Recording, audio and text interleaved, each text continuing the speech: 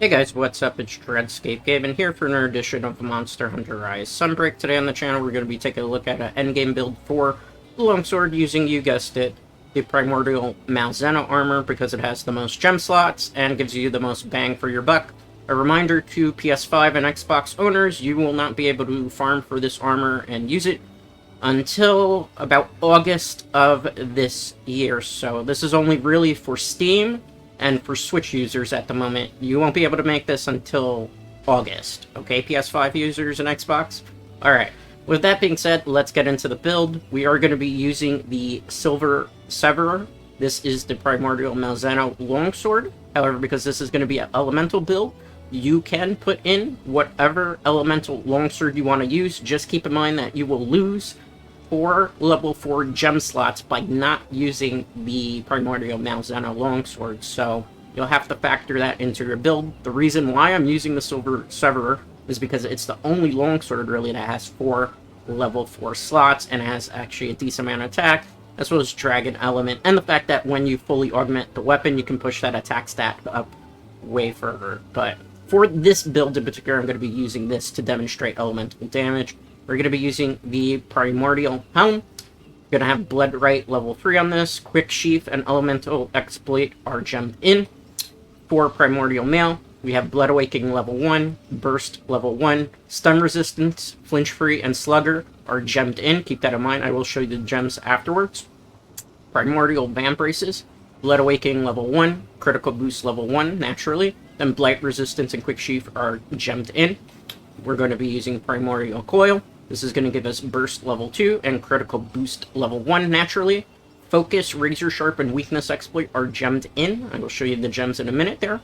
Again, Primordial Greaves, Blood Awakening level 1, Critical Boost level 1 naturally, and Heartbreaker level 3 naturally. The only thing that's really gemmed in here is Critical Element level 3. For the Petulance, I am using the Underworld Petulance, but you could use whatever you want. For my talisman in particular, I am using a Weakness Exploit level 2 with a level 4 slot and a level 1 slot. It also gives me Kushala Blessing. Alright, so now that we got through that, let us show you the decorations that I will be using on this set.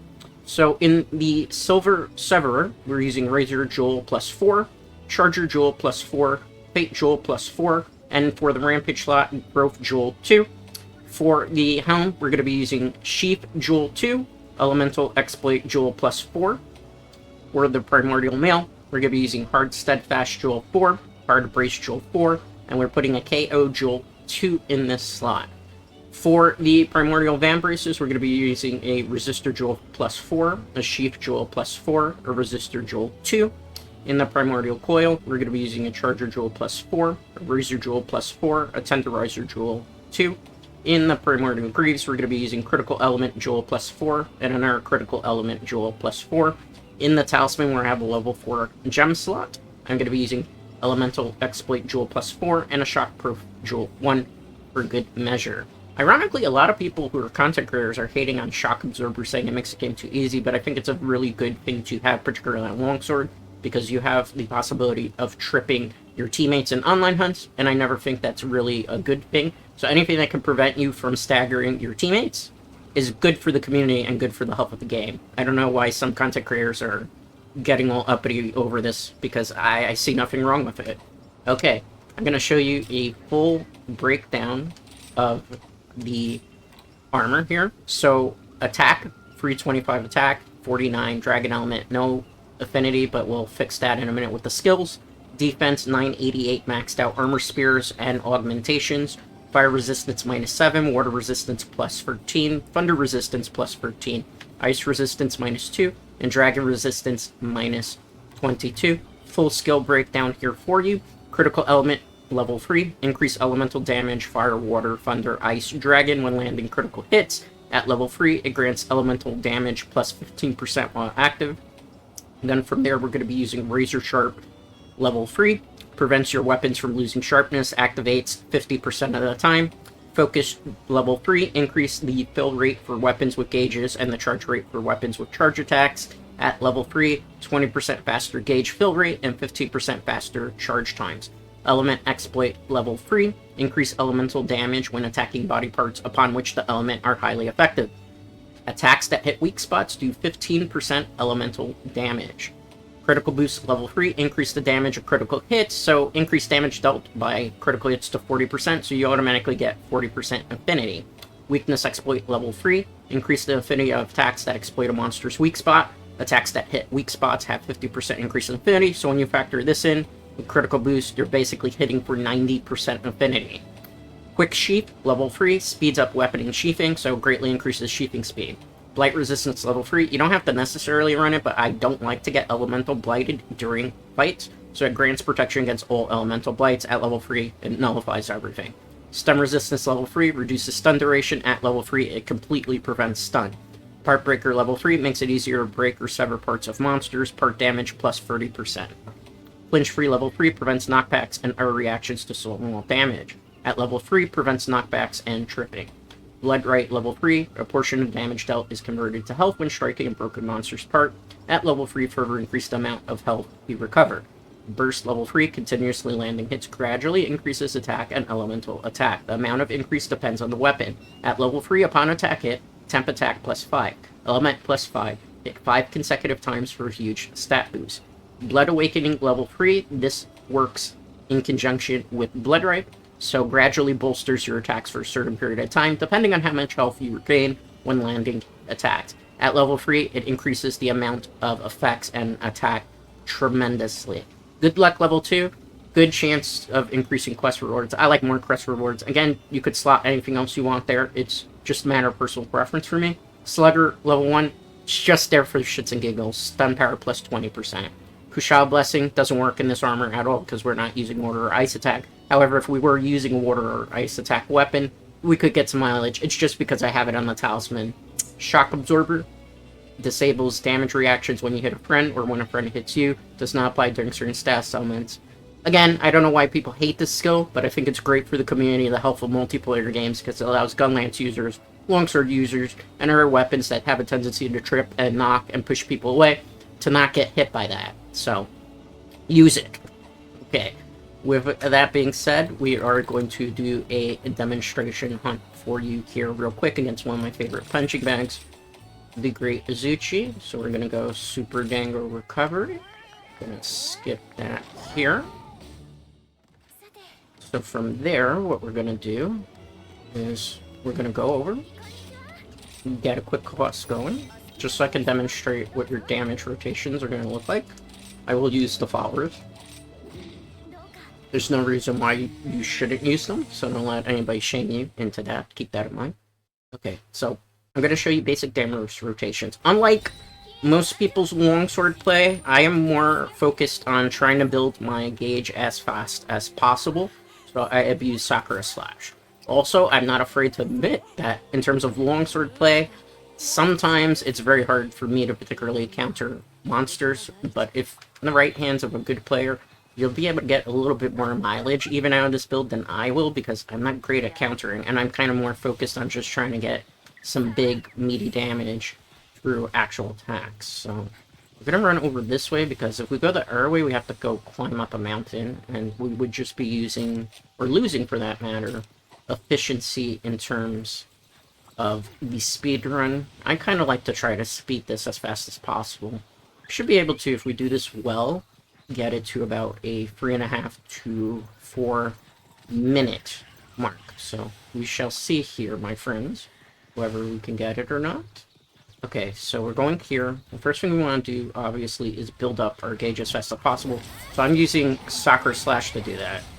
As you see here, Sakura Slash, you get a lot of concessive hits. You can build up the gauge pretty quickly. We can do it again. We'll get it again. Let's be careful because we have our monster trying to get a hit off here. Okay, he's gonna go tail wipe here. Let me dodge. Good. Okay, now if we wanted to, could hit. Let me wait.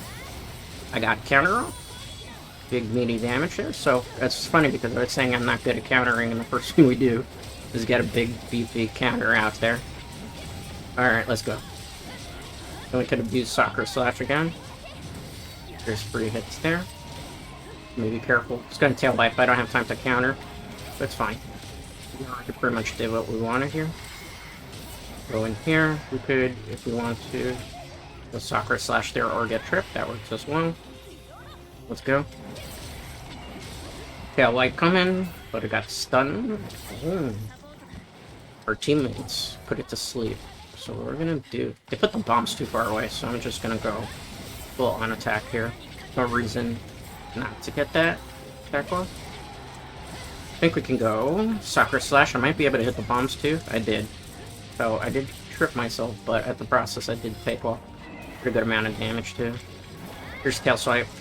I don't have time to counter it though because I would have had to sheep a bit quicker, so I'm gonna do smart play. Again, most of the time you're just gonna want to be using your basic attacks. That was actually, believe it or not, from KO level 1 gem that we had there.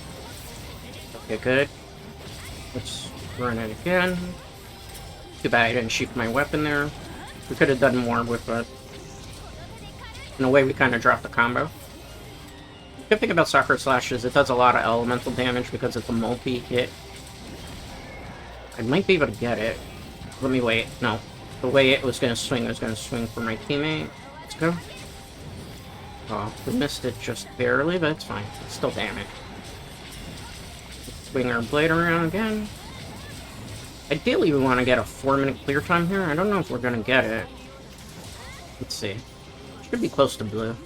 Even a 5-minute one's not necessarily bad. One. Let's run it into the wall here. Let's get big beefy damage. Let's run it into the wall here. Okay, it's coming down. Good. Let's see if we go here. We gotta build their gauge back up. Let's do that. Okay, good. It went back to sleep. That's funny. Let me... Alright, so it's in blue. I kind of wanted to rush through because I'm trying to get a quick clear time. Just to demonstrate some of the power that we have here. Alright, let me go Sakura Slash. We can get all of it, but it doesn't matter. It's enough hits here. Wait. Okay, let's go. Ooh, we got even these para off, so that's going to pretty much kill it. Alright.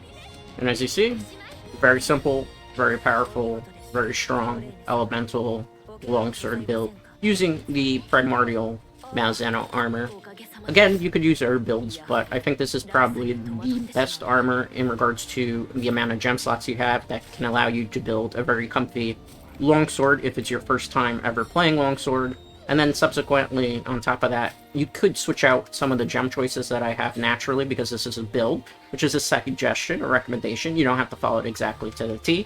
You're more than welcome to, but I think this will give you a good platform and a good foundation to build upon something that's truly going to be able to take you through endgame, as well as to be able to counter some of the high-level anomaly investigations.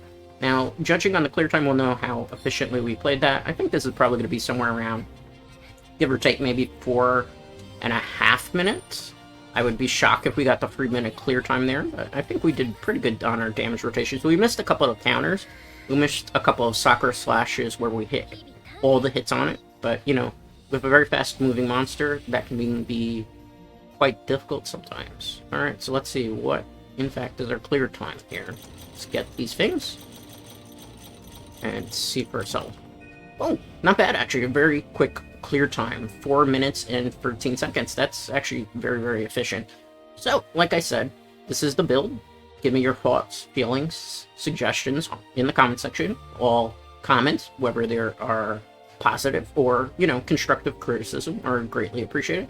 Anyway, that's going to do it for today's video. As always, a like on this video is greatly appreciated. If you're not already subscribed to the channel, definitely consider doing so, as it helps the channel grow. And I will see you for the next one. Till next time, guys.